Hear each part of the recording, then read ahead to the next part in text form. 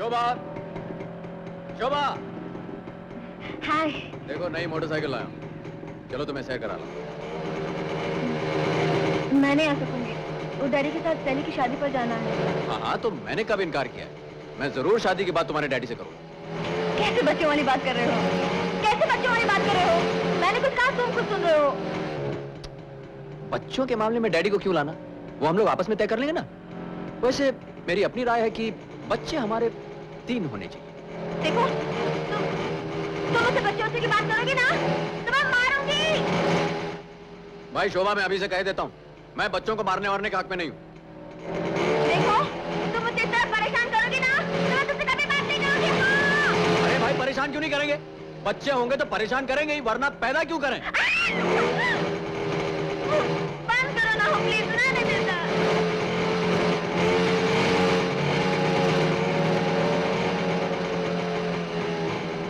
I love you. क्या?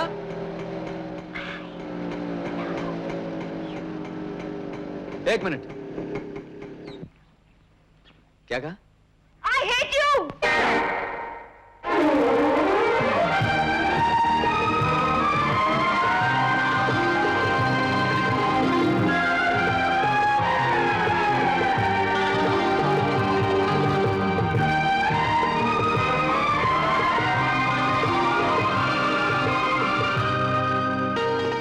यहाँ क्यों आए हैं? थोड़ा काम है। ओ राम साहब, आइए आइए इंस्पेक्टर साहब। कहिए राम साहब, गैराज कैसे चल रहा है? दुआ है आपकी। आप सुनाइए, आपकी फटफटी कैसी चल रही है? हमारे हिसाब से तो फर्स्ट क्लास चल रही है। वैसे आपको दिखाने लाए, आपकी राय चाहते हैं। कहिए कैसी लगी? चीज तो अच्छी है। कहाँ मिली? मिली तो गोवा में ही है, लेकिन आई शायद यूपी से है। सैर सपाटे के बाद छोड़ने का इरादा है या रखेंगे? अरे क्या बात करते हैं साहब, रखेंगे रखेंगे, अपना बना के रखेंगे। अब मेरा मतलब है कि ठप्पा मार के मुहूर्त निकलवा के रजिस्ट्रेशन करवाएंगे। क्या बात है इंस्पेक्टर साहब,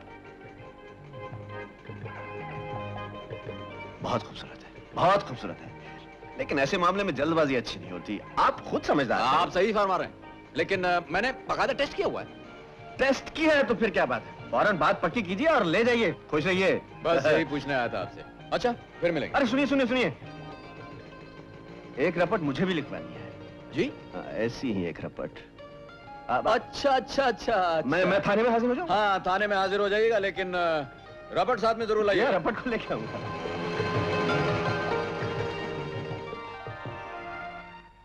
मेरी समझ में नहीं आया, थाने में क्यों लाए हो मुझे? मेरे गैराज में बहुत बड़ी चोरी हो गई है, उसकी रिपोर्ट करनी है। नमस्ते इंस्पेक्टर साहब। आप? हाँ कहिए। जी, मैंने सोचा उस चोर के बारे में आज आपको बता दूं। चोर? जी, आपसे जिक्र किया था ना, जो मेरा सब कुछ चुरा के ले गया। हाँ हाँ हाँ, आइए तशरीफ रखिए, आइए बैठिए।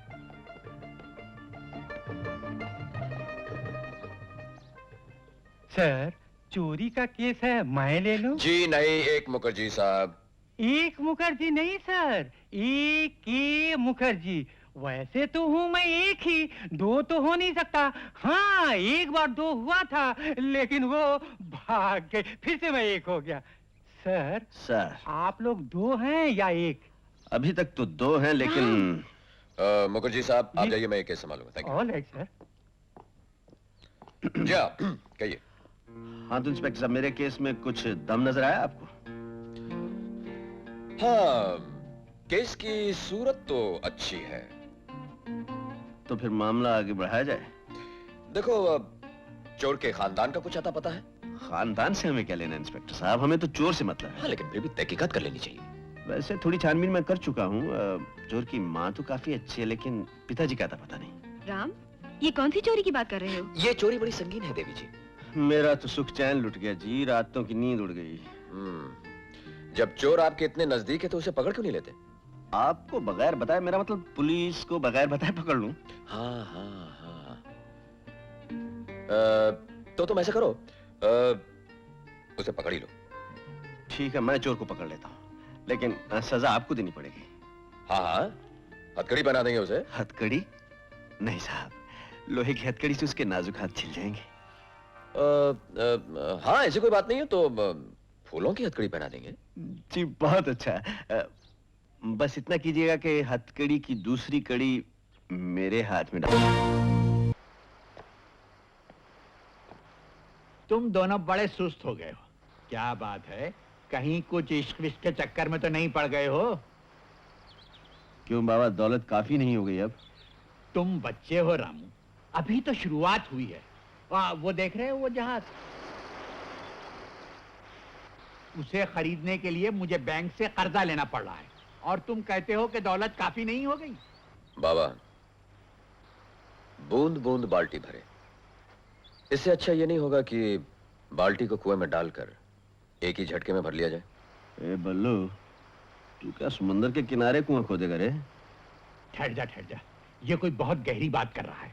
हाँ बोल। मेरी बात ध्यान से सुनिए बाबा। मुझे अंदर से खबर मिली है कि साल के खत्म होते होते सरकार का रवैया कुछ ऐसे होने वाला है कि किसी भी काले धंधे को सर छुपाने की जगह नहीं मिलेगी। मुझे अंदर से खबर मिली है कि इस साल के खत्म होते होते सरकार का रवैया इस कदर सख्त हो जाने वाला है कि कहीं काले धंधे को सर छुपाने के लिए जगह नहीं मिलेगी। बोलिए बोलिए बोलिए, सब अपने आदमी सब। मेरे हिसाब से हम लोगों के बीच में कम से कम 200-300 करोड़ रुपया तो होना चाहिए। क्यों? हाँ है। तो फिर इस तमाम पैसे को मिलाकर क्यों ना एक बैंक खोली जाए? जी बैंक? बैंक? मैं समझ गया। ये बैंक सिर्फ हम लोगों के लिए होगा। इसकी मदद से हम नाम वाले, इज्जत वाले कामों में अपना धंधा फैला सकेंगे। क्यों सेठ? बिल्कुल ठीक है। जो शख्स इस बैंक में पैसा रखवाएगा उसे 2% ब्याज मिलेगा, और जो इस बैंक से पैसा कर्ज लेगा उसे 3% ब्याज देना पड़ेगा। वाह वाह वाह वाह वाह वाह, क्या जालिम आइडिया सेठ। बैंक में पैसा जमा करो तो कमाओ, बैंक से कर्जा लो तो कमाओ। अब मैं इस बैंक को शुरू करने के लिए अपनी तरफ से 25 लाख रुपया देता हूं। हाँ तो 25 लाख अपनी तरफ से भी लिख लो सेठ। मेरा 30 लाख, 50 लाख। सेठ साहब का 3 करोड़ रुपया। मेरा 5 करोड़, 7 करोड़। 10 करोड़। तुम ठीक कहते हो चंदन सिंह, माल नकली है।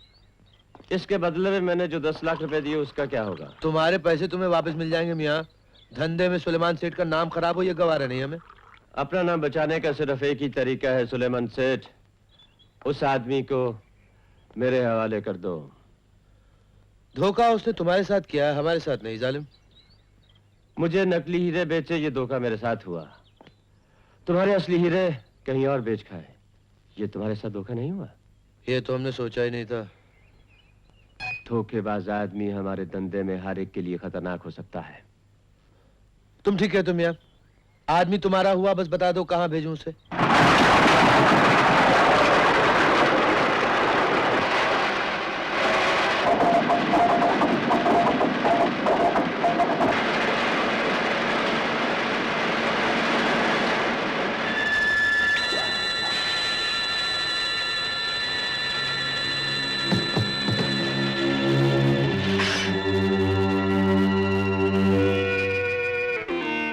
ऊपर ले आओ।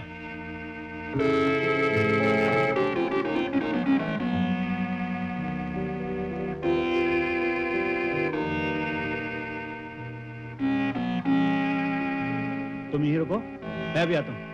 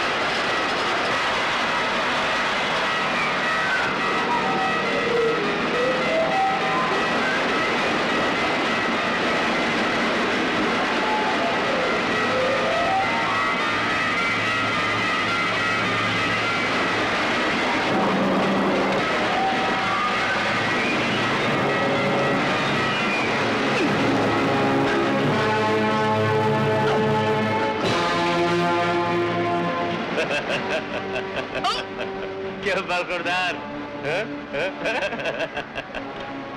नहीं पहचाना?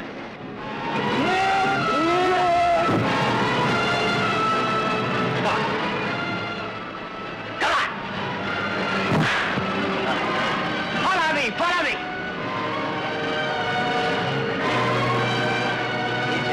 नीचे, hurry up, hurry up, hurry up. Right.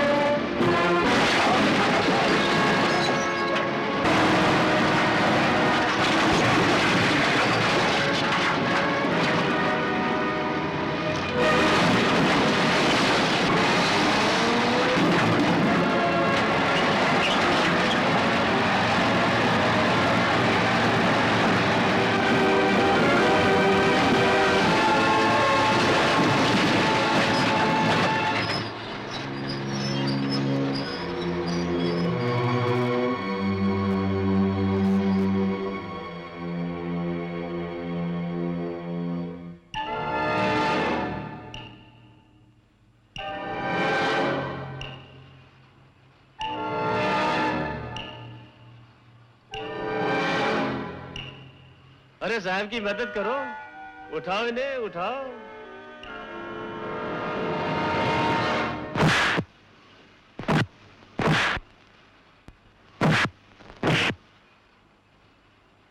बल्लो।